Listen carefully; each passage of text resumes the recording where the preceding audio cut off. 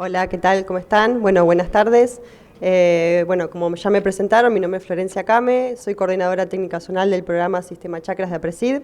El taller que vamos a escuchar ahora está enmarcado dentro del programa Sistema Chakras y el programa constituye una plataforma para la generación y transferencia de conocimientos y para la formación de recursos humanos a través de sus dos espacios, redes temáticas y chakras. El programa, acciona a través del aprender produciendo sobre escenarios reales y planteos de soluciones crecientes y del protagonismo en red, integrando la experiencia del productor con el conocimiento científico, la visión empresarial y el apoyo institucional. El espacio Redes Temáticas se caracteriza por atacar demandas transversales del conocimiento a escala regional, nacen de la necesidad y el esquema de trabajo está compuesto por productores, asesores y ensayistas que aportan la demanda de conocimiento y llevan adelante los ensayos, involucrados en el aprender produciendo, las empresas que aportan recursos, conocimiento y tecnologías necesarias para llevar adelante el trabajo que se realiza año a año en la red, y por último los expertos quienes se encargan de coordinar y guiar técnicamente para que todos los resultados tengan la rigurosidad científica que buscamos desde el programa. En este caso, la disertación está a cargo de Andrés Madías, él es ingeniero agrónomo y magíster de la Universidad Nacional de Rosario, es docente en la misma universidad y es gerente del programa Sistema Chakras. Así que los dejo con él. Las preguntas las pueden mandar al teléfono que va a aparecer en pantalla y al final de la presentación se las voy a estar haciendo Andrés. Gracias.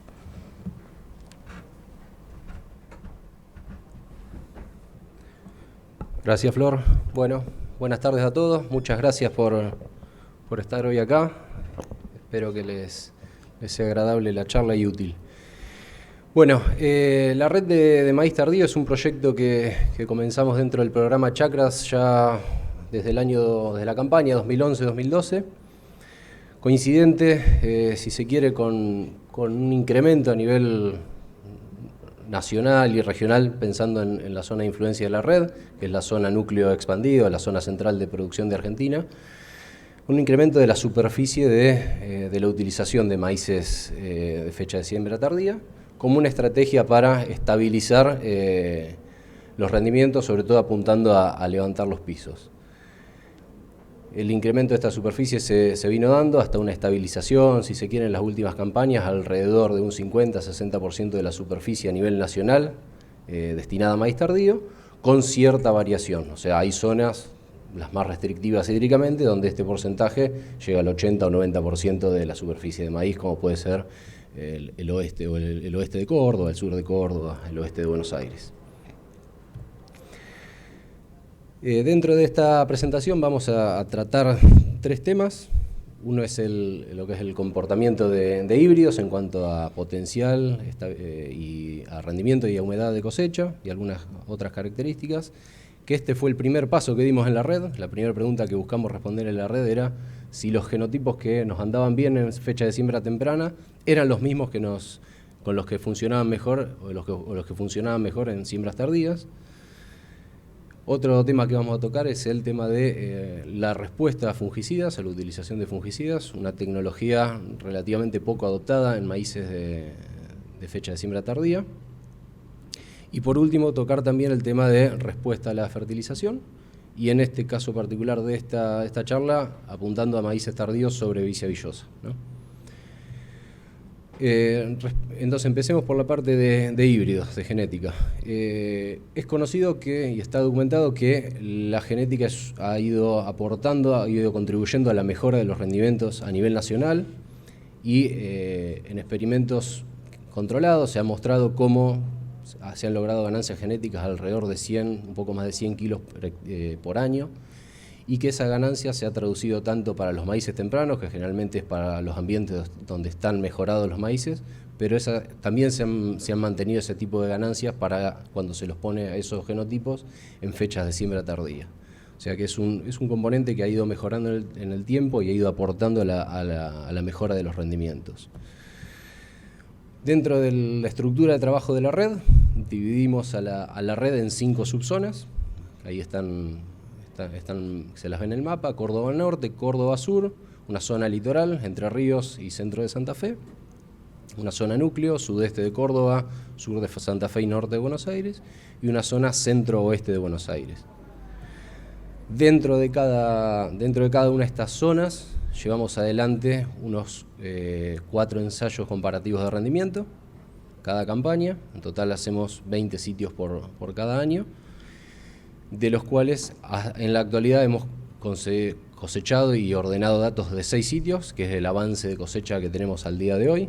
Es una campaña particularmente que viene retrasada de la fecha de cosecha, parte explicado por la fecha de siembra tardía que tuvimos en muchos casos este año respecto a años anteriores. Así que los datos que les voy a estar mostrando de la parte de genotipos corresponden a los puntos que ven ahí en el mapita en colores verdes. En esta red tuvimos la participación de genotipos de ACA, de Brevant, de DeKalb, de La Tijereta, de Nexem, Nidera, Pioneer, SPS y Tobin. En total unos 17 genotipos, de los cuales hay 2 que están marcados con asteriscos, que es el ACA 490 y el Pioneer 2021, que solo estuvieron presentes en algunos de los sitios. Una de las fortalezas de la red es que tratamos de mantener un protocolo estandarizado, unificado desde los inicios de la red. Básicamente son ensayos de macroparcela con 2 repeticiones. La tecnología que se utiliza es la tecnología del productor, o sea, son ensayos manejados con el mismo manejo que hace el productor en su campo, con algunos cuidados que hacen al diseño del experimento, de la recolección de datos, pero lo importante es que sean representativos de después lo que el productor hace en su campo durante la campaña. Los sitios que entran en este primer análisis o avance son Villa Cañas en Santa Fe, 25 de Mayo en provincia de Buenos Aires, Monteleña, Pasco y Río Tercero en provincia de Córdoba y Rafaela en la zona litoral en Santa Fe. Ahí están un poco las características de manejo general, con fechas de siembra para estos sitios entre el 6 y el 29 de diciembre, y con un rango interesante de variación de lluvias durante el ciclo, desde 180 a más de 500 milímetros disponibles.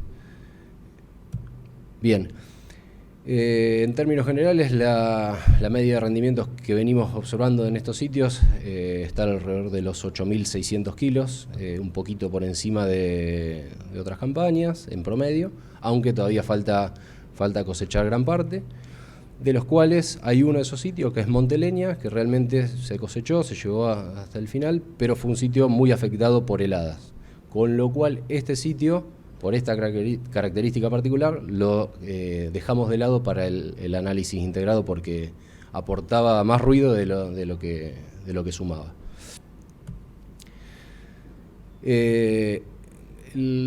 Si analizamos en conjunto todos los genotipos, vemos que todos los ensayos, considerando el híbrido y la interacción híbrido por sitio, vemos que para estos sitios y para este set de datos considerado, entre el híbrido y la interacción del híbrido con el sitio explican más de un 20% del rendimiento, casi un 25% de la variación en el rendimiento, lo cual pareciera a priori un poco alto si consideramos otras redes de ensayo, otras campañas, como hemos visto en la red, cuando consideramos más sitios. Ahí, en esos casos, en otras campañas hemos visto que la interacción genotipo-sitio y el genotipo per se aportan entre un 20 y un 10% en conjunto al rendimiento, con lo cual el peso relativo es un poco más bajo generalmente del híbrido.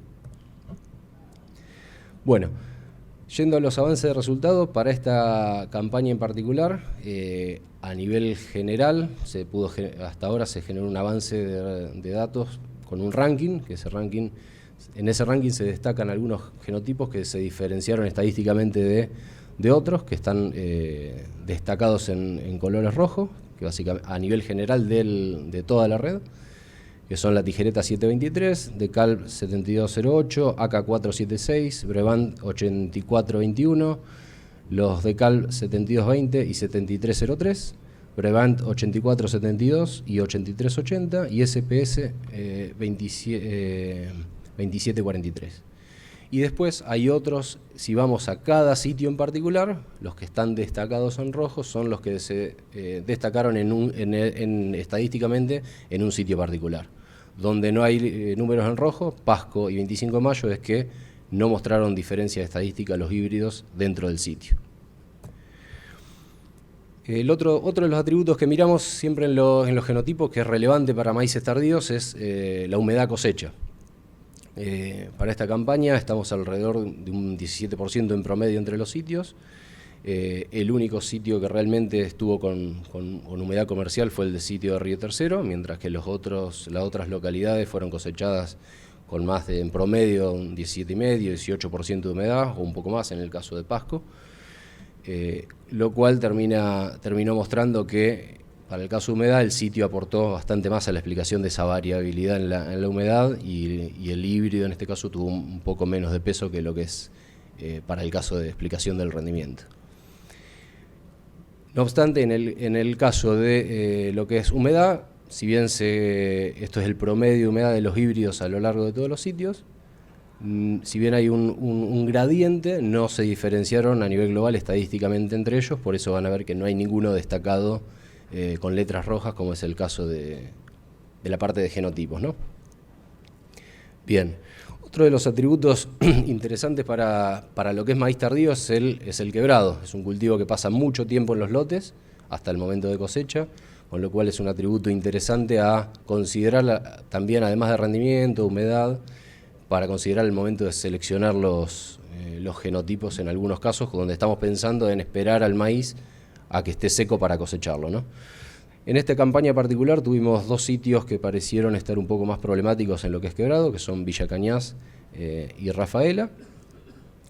Y entre los genotipos, para limpiar un poco los datos, destaqué algunos que a nivel promedio se destacaron por tener mayores niveles de quebrado, como pueden ser el AK476 y el Nexem 1122, y otros que tuvieron un comportamiento destacado, como el Nidera 7921 y el Brevant 8421. El otro de los atributos que también miramos es la tendencia al vuelco, volcado. Para esta campaña en particular hubo algunos sitios que tuvieron esta problemática, como Río Tercero, a nivel general, promedio, ¿no? Villa Cañas y 25 de mayo ocasionado por un viento en precosecha. Y también se pudo generar un ranking de susceptibilidad en relación al porcentaje de plantas volcadas detectadas promedio en todos los sitios, donde hay algunos genotipos como el 7208, la tijereta 723, que se han destacado por su bajo nivel de vuelco a nivel general, ¿no? Bien, ahí terminamos con la parte de genotipos y los avances que tenemos hasta el día de hoy. El segundo tema que nos convocaba para tocar acá en la charla es el tema de la respuesta al uso de fungicidas, que venimos evaluando en la red ya desde la campaña 2014-2015, si no recuerdo mal, hasta la actualidad. Venimos siempre haciendo experimentos. De estos 20 ensayos que hacemos todos los años, en 5 de ellos, uno por cada zona, lo que hacemos es cruzar todos los genotipos con y sin fungicidas, para ver la respuesta general al fungicida y específicamente cómo interacciona con el genotipo y analizando globalmente con el ambiente, ¿no? Básicamente, bueno, ahí les adelanté un poco el protocolo. Las aplicaciones de fungicidas se hacen por una cuestión logística alrededor de B10, algún año se han hecho un poquito hasta B14, se han hecho, se utiliza alrededor de medio litro de Amistar extra por hectárea como dosis unificada entre sitios, y además se hacen mediciones de roya y de tizón como dos enfermedades relevantes foliares para maíz tardío durante el llenado. Lo que les muestro ahora es un análisis integrado de varias campañas de la red. Son 6 campañas que comprenden 21 sitios en total, de los cuales hemos evaluado en cada sitio entre 8 y 20 híbridos por año, dependiendo de la campaña y de la localidad en particular. Y de esta campaña, de la 21-22, todavía están pendientes la cosecha de estos experimentos en particular, que van a ser agregados a esta base de datos una vez completada la cosecha. Lo primero a destacar, hicimos un análisis integrado de todos los datos de rendimiento y incluyendo todos los factores, no solo el fungicida, sino el híbrido, la interacción híbrido por sitio y demás, con lo cual vemos que el sitio, el híbrido interacción con el sitio están acordes a lo que veíamos antes, alrededor de 3%, 4, 5 lo explica el híbrido de la variación del rendimiento a nivel de una red, el 8, 10% es explicado por la interacción sitio por genotipo.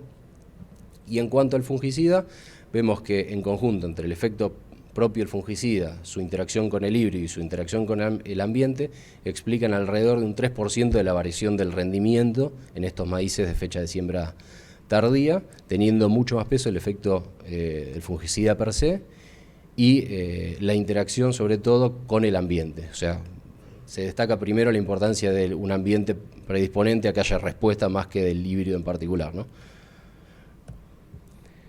A nivel general de la red, lo que hemos observado a lo largo de estos 21 sitios es que en promedio tenemos una respuesta de unos 470, redondeando unos 500 kilos de producción por encima de un tratamiento control, sin aplicación de fungicidas. Pero que esa respuesta también muestra una variación, obviamente no fue la misma en todos los sitios.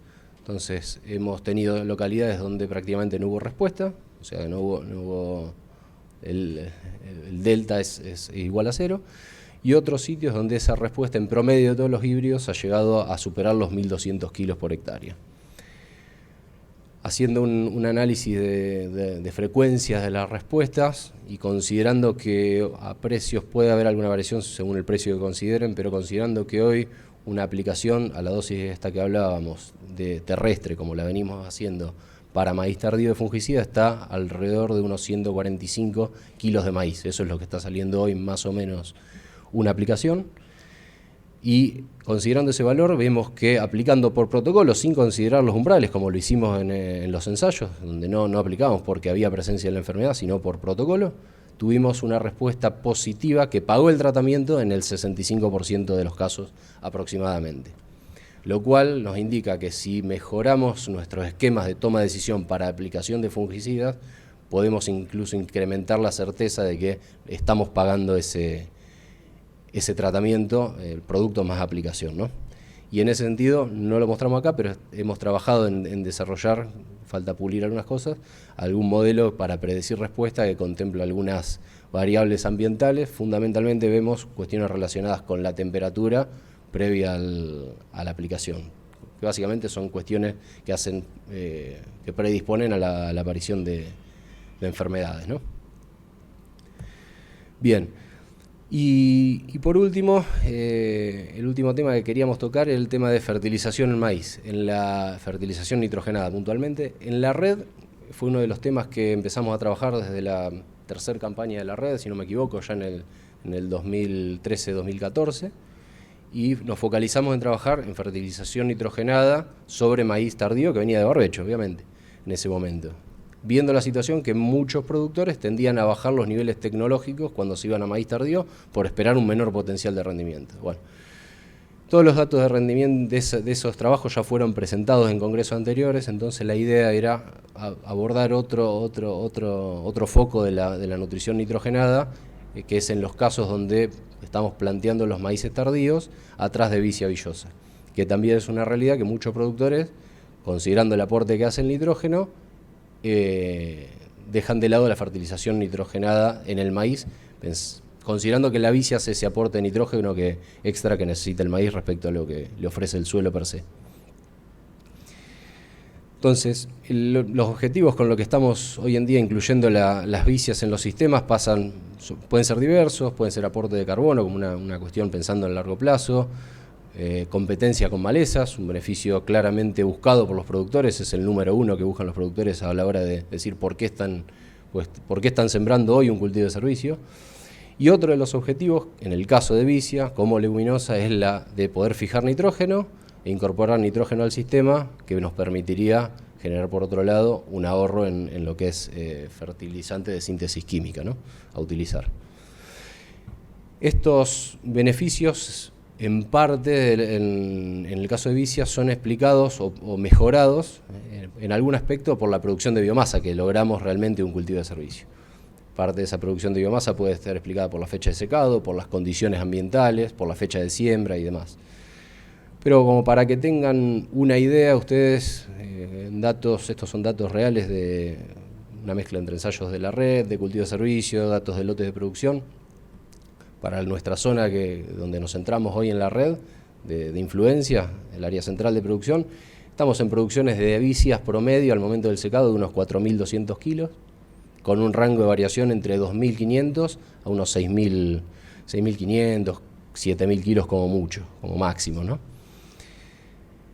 Si esos datos de biomasa de vicia los pasamos a nitrógeno que hay en esa biomasa, considerando un 2,6% de nitrógeno, esos son datos propios de la red, y son, diría, por bibliografía, podrían ser algo conservadores, podrían ser algo superiores a eso. Ahí tienen los datos que podemos tener. Una vicia de 4.000 kilos puede estar teniendo, considerando ese nitrógeno, esa concentración, unos 100 kilos de nitrógeno en su biomasa. Si fuera de 6.000, unos 150 kilos de nitrógeno en la biomasa. Pero la gran verdad es que lo que estamos incorporando del aire al sistema no es eso, sino es aproximadamente la mitad. Un 50% viene de fijación biológica, 50% es de datos de la red de cultivos de servicio. Hay otros trabajos que hablan de un 60%, que ese nitrógeno, un 60% es biológico del total. Pero siendo conservadores y considerando ese 50%, estamos hablando que una vicia de 4.000 kilos nos está fijando unos 50 kilos de nitrógeno, una de 6.000 unos 80 kilos de nitrógeno, como para poner en biomasa aérea esto, ¿no? Como para poner. Entonces, a partir de esto, las preguntas que surgen es, bueno, fijamos nitrógeno, lo tenemos en un cultivo, lo tenemos en el lote, eso está disponible, me ahorra la fertilización, es necesario fertilizar el maíz tardío, considerando esa incorporación de nitrógeno que estamos haciendo con la vicia y considerando que los maíces tardíos generalmente están en un ambiente más enriquecido en nitrógeno por fecha de siembra tardía, que favorece la mineralización, ¿no?, propia del suelo.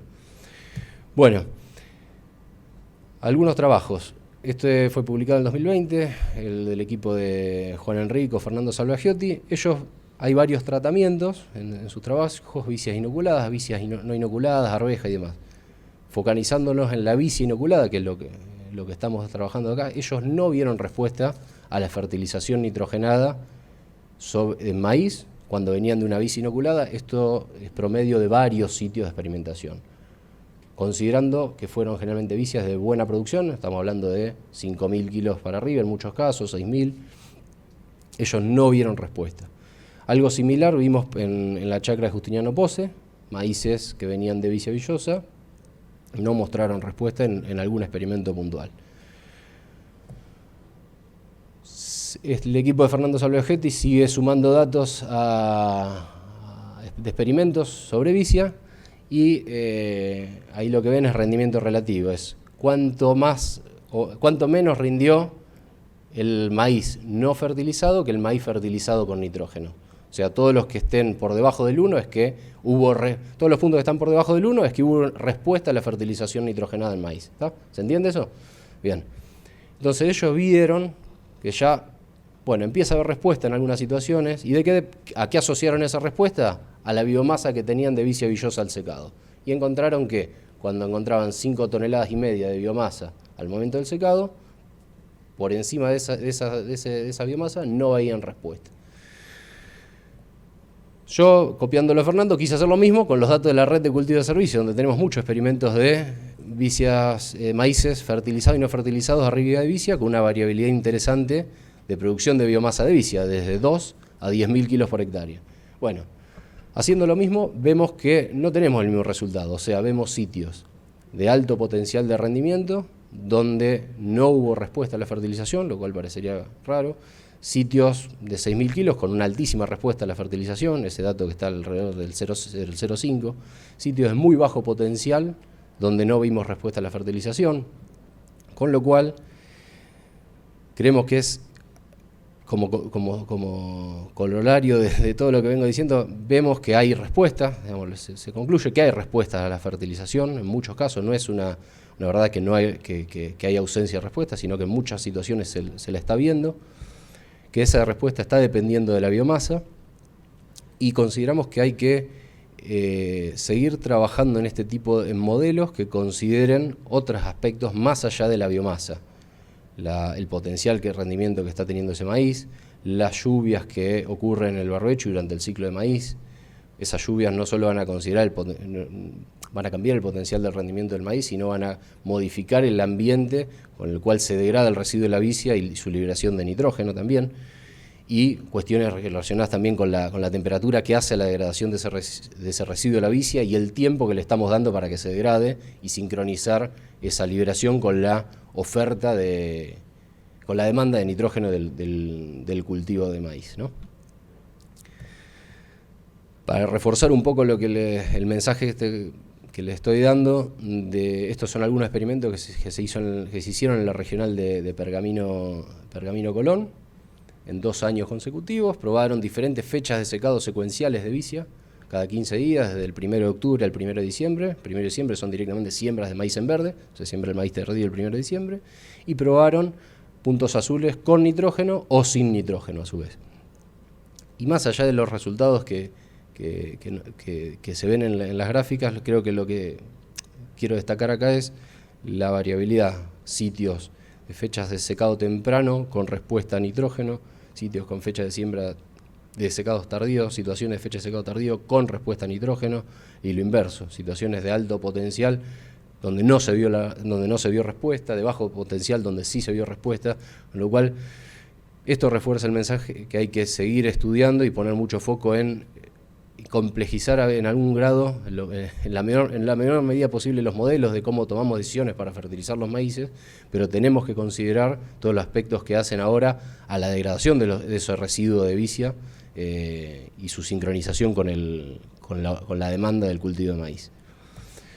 Y como para bajarlo a la actualidad, ¿qué está pasando con la toma de decisión de los productores? Bueno, estos son datos de provincia de Córdoba. Los productores que están sembrando maíces atrás de cultivos de servicio de leguminosas, está como un término general, generalmente es vicia villosa, tenemos muchos casos donde no están fertilizando, otros casos en que sí, y las dosis promedio que están usando es aproximadamente la mitad de las dosis promedio que están usando cuando hacen un maíz tardío sobre un barbecho, como para traer un poco de, qué se está haciendo en los sistemas hoy en día. En cambio, cuando fertilizan sobre cultivos de servicio de gramíneas o de mezclas de gramínea y leguminosa, están manteniendo las dosis utilizadas respecto a cuando fertilizan maíces que vienen de barbecho. Y después del maíz, esta pregunta es como para invitar a tratar de ver un poco más allá de lo que pasa en el maíz. Estos son algunos datos de la chacra de Pergamino Colón de Presid. Ellos hicieron experimentos donde sembraron vicia, dejaron barbecho en un año, sembraron un maíz que no se fertilizó, y al año siguiente sembraron un trigo. Y ese trigo hicieron curva de respuesta de nitrógeno, pero acá me centro sobre los trigos sin fertilizar, que es donde realmente uno ve el efecto de lo que aportó la vicia del año anterior, y vemos que en los 2 años hubo una coincidencia de que hubo un efecto positivo de haber incluido una vicia en la campaña previa sobre el trigo del año siguiente, entre unos 600 y unos 800 kilos, que si uno lo traduce eso en aproximadamente los requerimientos que tiene un trigo para producir 1 tonelada de grano, cuánto tiene que absorber un trigo para producir 1 tonelada de grano, podemos pensar que esas vicias del año anterior aportaron entre 15 y 20 kilos de nitrógeno todavía al trigo por sobre lo que ya le habían aportado al maíz. Con lo cual, acá para cerrar, también nos hace pensar a veces la importancia o cómo diseñar los sistemas para aprovechar estos beneficios. Quizá tenemos que empezar a pensar si sembramos una vicia y nos da el agua, o sea, en la medida que el agua lo permita, pensar en gastar algo extra que no tenemos planificado en una cosecha temprana para poder aprovechar ese extra con un trigo atrás, ¿no? Que nos está dejando la vicia, en vez de restringirnos la siembra de un cultivo invernal posterior a un maíz, si esperamos el secado natural, ¿no?, en el campo. Bien. Para cerrar, elección de genotipos, se realizó el análisis preliminar de 5 sitios. Los genotipos destacados son los que aparecen ahí en el listado que ya nombré, y no hubo diferencias entre los mismos al momento en lo que es humedad cosecha. Falta terminar la cosecha, hacer el análisis por zona, se hace un análisis a nivel de subzona y a nivel global finalmente, y también se hacen los análisis de estabilidad y adaptabilidad de los genotipos, que con los pocos sitios que teníamos no se justifica hacerlo actualmente. En lo que es uso de fungicidas, vimos respuestas promedio de 470 kilos al uso de fungicidas por protocolo, con respuestas que fueron entre sin respuestas y 1.250 kilos, que dependió esa respuesta más del ambiente que del híbrido. O sea, primero se tiene que dar un ambiente predisponente para que haya la enfermedad y que haya respuesta, y después un híbrido susceptible para ello. Y el próximo paso va a ser recabar los datos de la cosecha de este año, sumar esa base para analizar el tema de respuesta y también incluir en el informe lo que es comportamiento sanitario arroyo y tizón, que es uno de los atributos que se le cuantifican a los híbridos en la red. Y por último, lo que es fertilización nitrógena del maíz, vemos respuestas variables, dependen de la biomasa, pero también hay que considerar empezar a incluir otros factores, como tiene que ser el agua, condiciones térmicas, el lapso que tenemos entre secado y siembra, y cómo influye eso en la liberación del nitrógeno.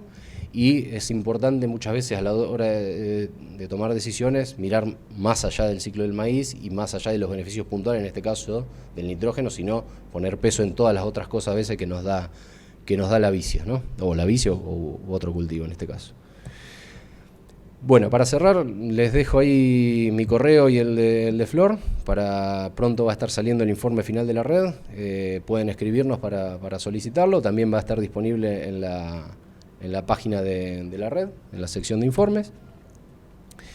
Y finalmente agradecerles en realidad a los que son los verdaderos trabajadores, o gran parte del trabajo de la red lo hacen quienes llevan adelante los experimentos todos los años, participantes de regionales, de chacras de APRESID, así que a ellos el agradecimiento, muchos están acá, y a todos los que vienen participando ya hace muchos años de la red especialmente, que están haciendo esto posible.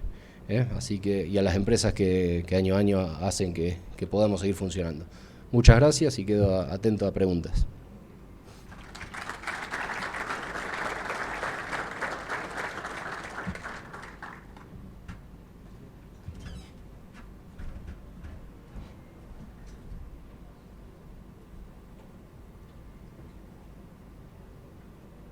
Ahí está, hola. Bueno, ahí está el teléfono en pantalla por si quieren mandar las preguntas ahí al WhatsApp. Yo las voy a estar recibiendo acá y se las hago a Andy. Si no, si quieren levantar la mano y les acerco el micrófono, lo que les parezca más práctico, no hay ningún problema. Mientras van llegando las preguntas, bueno, gracias Andy por la presentación. No sé, vayan diciéndome si hay preguntas, así les acerco el micrófono, no veo nada desde acá. Charlar un poco con vos de algunos temas que no se llegaron a mencionar en la presentación. Uno es que se está viendo, la red ya lleva 10 años o 10 campañas que se viene trabajando con respecto a la respuesta a los distintos antecesores. Vos hablaste algo de lo que tiene que ver con la fertilización y vicia, pero bueno, si han hecho otro tipo de análisis con respecto bueno, a otro tipo de respuesta y a otros antecesores, y qué pasa con las distintas fechas de siembra en la zona núcleo. Bueno, gracias Flor. Eso está bueno de destacar de la red, que comenzamos con una red muy enfocada en maíces sobre barbecho, que era la realidad productiva en ese momento, y una evolución de la red fue pasar a dejar que el productor tome la decisión de hacerlo el ensayo sobre el antecesor que tenga en su campo, o sea más representativo de su zona. Con lo cual hace algunos años en la red, y lo van a poder ver ahí en la tabla, en el informe, los ensayos son antecedidos por diferentes situaciones. Tenemos ensayos de barbecho, tenemos ensayos que son en realidad maíces de segunda, son todos de fecha de siembra tardía, pero maíces que son antecedidos por trigos, maíces que son antecedidos por cultivo de servicio de leguminosa, de mezclas, además, con lo cual ahí se amplió este año, hace varios años se amplió el abanico de situaciones donde evaluamos los genotipos. Estamos en un momento de volver a hacer un análisis integrado de los resultados de la red. En su momento hicimos un análisis multianual evaluando factores más allá del fenotipo que estaban incidiendo en el rendimiento, y dado que no teníamos variabilidad en antecesor, no fue una cuestión considerada. Con lo cual hoy en día estamos en situación como para rehacer esos análisis. Más allá de eso, en lo que son antecesores, pensando en cultivos de servicios, diferentes tipos, más allá de la vicia, también tenemos datos a través de la red de cultivo de servicios de gramíneas o de mezcla. términos generales vemos que las leguminosas están aportando un plus de rendimiento, en este caso para el maíz tardío, más allá de beneficios en lo que es control de malezas y demás, con lo cual ahí, considerando todo, teniendo en cuenta todo lo que tenga que ver con disponibilidad de agua y un buen manejo en ese sentido, es un antecesor que siempre termina favoreciendo al cultivo de maíz generalmente. Caso contrario vemos de lo que son gramíneas, generalmente a nivel de todos los experimentos que hemos hecho de comparar maíces sobre cultivo de servicio de gramínea versus barbecho, en una alta proporción de los sitios vimos un impacto negativo del cultivo de servicio de gramínea sobre el rendimiento de maíz, fertilizando o no fertilizando el maíz, con lo cual ahí vemos que hay un espacio de mejora para ver cómo logramos equiparar esas producciones de maíz, ya sea a través de, principalmente, bajar la inmovilización de nitrógeno que generan las gramíneas, a través de empezar a incluirlas en mezclas, con leguminosas que bajen esa relación, secados más tempranos que permitan también secar los cultivos en estadios vegetativos más tempranos, o también puede ser la elección de especies, elegir especies de ciclo más largo, que al momento de que secamos en general en determinada zona estén fenológicamente más retrasados y con una relación CN menor. Así que bueno, eso te puedo decir del tema de antecesores que estamos viendo. Bien, bueno, buenísimo. Otra cosa que quizás no se mencionó ahora en la presentación por cuestiones de tiempo, pero que tenemos un ratito ahora para charlar, es el trabajo que se hizo conjunto entre la red de maíz tardío y el grupo de REM, de manejo de plaga y malezas. Con respecto puntualmente a cogollero, pues comentar un poquito, Andy, bueno, cuáles fueron los resultados y qué se midió puntualmente. Bien. Lo hicimos hace un par de campañas, puntualmente me centro en lo que vimos en esta última campaña, que ya salió un informe publicado sobre estos ensayos, en donde están evaluadas diferentes tecnologías para el control del lepidóptero. Se hacen evaluaciones de daño por cogollero según la escala de Davis, y a nivel general en la red este año no se vio una incidencia ni una severidad alta, solo tuvimos un sitio que superó el umbral que generalmente se considera de tener un 15-20% de plantas con daño 3 o superior, según la escala de Davis, o sea, una campaña que relativamente poca incidencia, por lo menos dentro de los sitios de la red, y sí, ya lo venimos viendo hace algunas campañas, hay determinadas biotecnologías, sobre todo aquellas que incluyen, como pueden ser el Viptera o el Power Core Ultra, que están un escalón por encima en lo que es control de lepidópteros respecto a Power Core o BT Triple Pro, ¿no? Que eso, como no tenemos en realidad híbridos refugio en los ensayos, no se puede decir que eso sea un quiebre de resistencia, sí estamos viendo un menor control en algunas tecnologías respecto a otras, ¿no? Bien, bueno, buenísimo. Cualquier cosa me levanta la mano si alguien tiene una consulta que no llegó a tiempo de anotar el teléfono. Ahí veo que está levantando la mano, me acerco con el micrófono. Así hacemos más rápido.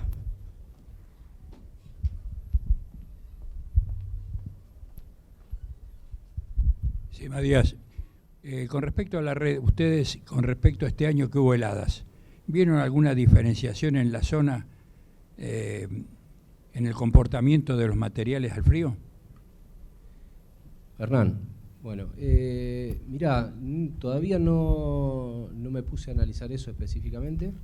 Vamos a tener un set de datos interesante para ver eso, porque como mostré hay un sitio que hoy está cosechado que fue afectado por heladas, pero en realidad fueron 3, de los cuales 2 todavía no tenemos los datos. Con lo cual ahí hay un set de 3 sitios interesantes para analizar esto, si hubo genotipos que se comportaron mejor o peor a heladas dentro de la red de maíz tardío. Con lo cual hoy no te puedo dar una respuesta, pero tenemos un set para analizarlo. Incluso se puede ampliar si sumamos algunos sitios que coincidan los híbridos con la red del sur de Buenos Aires, que también hubo algunos inconvenientes en algún sitio particular. ¿Está? Hola Andrés, ¿cómo te va?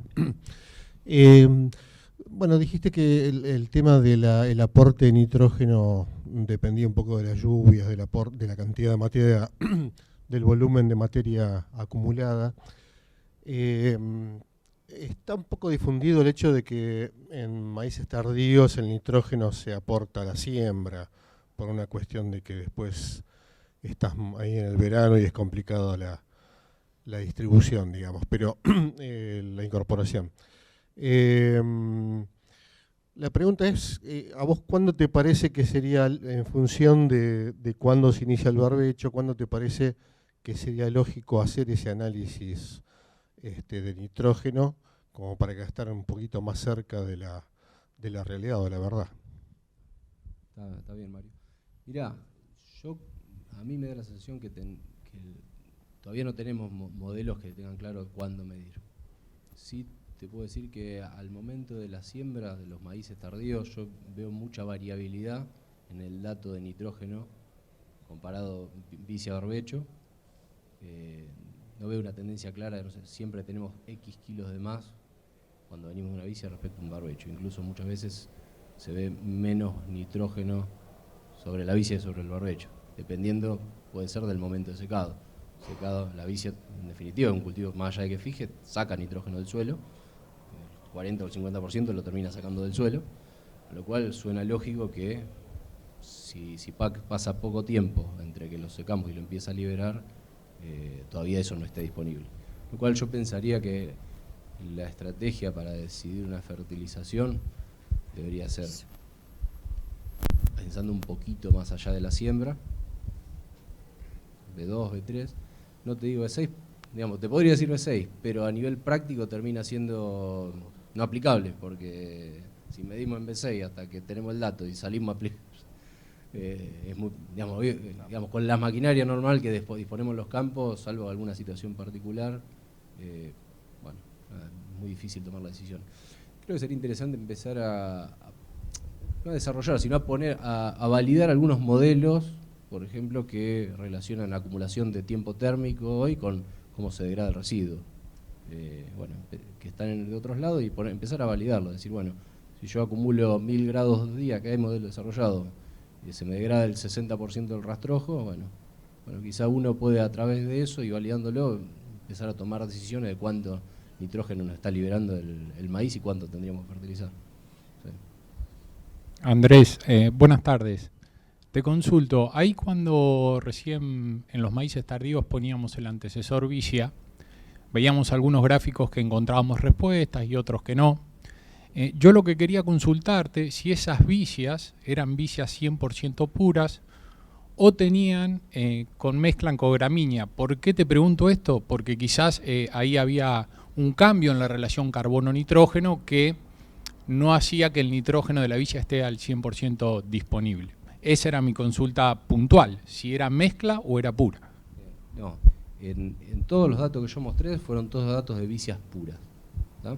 Y como otros, si bien tenían diferentes fechas de secado en muchos de los datos, también es importante destacar, hoy Gervasio lo mostró en la charla de la red, que la vicia no es una especie que cambie mucho su relación CN con el avance fenológico. O sea, a diferencia de una gramínea que incrementa la relación carbono-nitrógeno a medida que avanza su ciclo. La vicia realmente hay poca variación, están alrededor de 15, 16 a 1 y puede estar entre 12 y 20, pero no se tienden a salir mucho de ese rango. Incluso avanzando la fenología, hasta los estadios donde normalmente secamos, 100% de floración o un poquito más tarde. Generalmente no nos vamos mucho más allá de eso para un secado, ¿no? Hola. Un comentario de usted sobre población, porque en siembra tardía siempre se baja un poco la población. ¿Ese tema ya evoluiu un poco más o está alrededor del número que ya conocemos? Perdón, Gerson, háblame más despacio. ¿No? Disculpa. La población en maíz tardío siempre un poco menos. Y ese tema evoluiu un poco. Yo sé más o menos de 45.000 plantas, 50.000 plantas para adaptar. ¿Y cómo está ese tema? ¿Está listo o ya evoluiu más algo? Hoy en día hablo en general para la zona esta.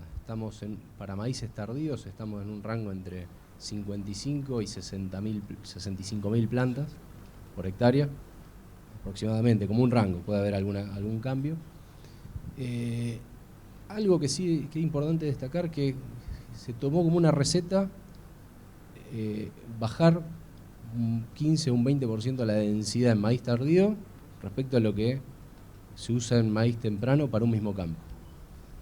Y eso en realidad no es del todo correcto, sino que la densidad debería estar en relación al potencial que esperamos para el lote. Muchas veces los maíces tardíos tienen muy buenos rendimientos logrables, con lo cual en muchos casos no se debería justificar, podríamos estar perdiendo rendimiento por quedarnos cortos de densidad en determinadas situaciones, ¿no? Yo considero. Generalmente eso va asociado a que el maíz tardío tendimos a posicionarlo muchas veces en ambientes de peor calidad, sin fertilizar, y eso hizo que sus niveles de rendimiento alcanzable bajen. En realidad, si le damos un poco más de tecnología, puede haber una respuesta a la densidad. O sea, debería ir la densidad acorde más al potencial del ambiente que predecimos para ese maíz tardío, que a una receta de bajar el 15% de lo que sembraríamos para un maíz temprano, que en muchos casos no. En algunos casos puede coincidir, creo que en otros no. Hola Andrés. Tengo una consulta por un dato que mostraste de trigo sobre maíz. Porque me llamó la atención porque justo este año yo estoy en zona norte de Buenos Aires y se da la casualidad que cosechamos algo de maíz tardío, o mejor dicho, de segunda sobre arveja, durante junio, con grano húmedo arriba de 20 para feedlot, y se generó una disponibilidad de superficie y sembramos un semillero de centeno para multiplicar semillas y sembramos algo de trigo para probar. Entonces, viendo ese dato, no sé si ustedes por ahí, te saco del tema maíz exclusivo, si probaron hacer trigo sobre maíz tardío de segunda y qué resultados han tenido y en qué zona. Bueno, esos datos que yo mostré de trigo son trigos atrás de un maíz tardío, sembrados atrás de un maíz tardío, justamente. Que ese maíz tardío venía o de un barbecho o de una bici. Y esos datos que mostraba yo eran datos del trigo, del rendimiento del trigo sin fertilizar.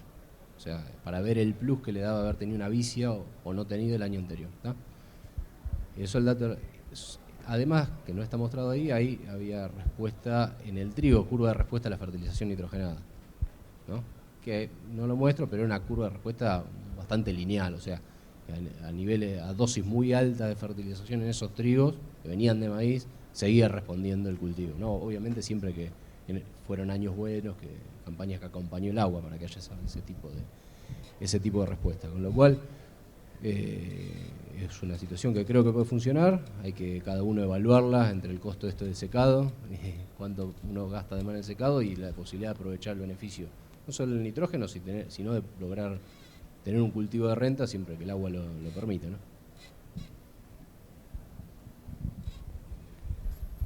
Bueno, creo que no hay más preguntas de la sala. Voy a revisar el teléfono por las dudas y si no... a ver... No creo.